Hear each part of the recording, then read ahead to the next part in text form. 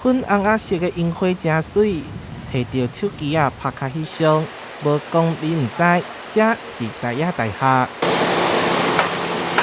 今日校门就当看到正手边有一排樱花树，樱花甲周边的树仔、草地形成特殊的风景。每年2月到3月都是民众跟学生一个打卡一个重要的一个景点哦。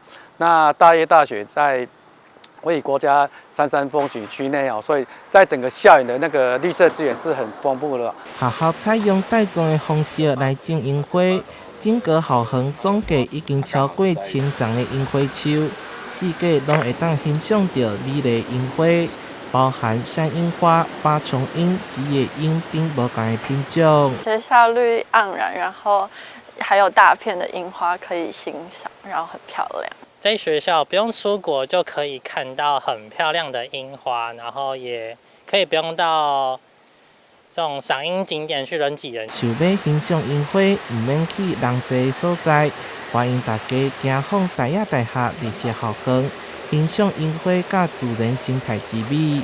记者台南中华综合报道。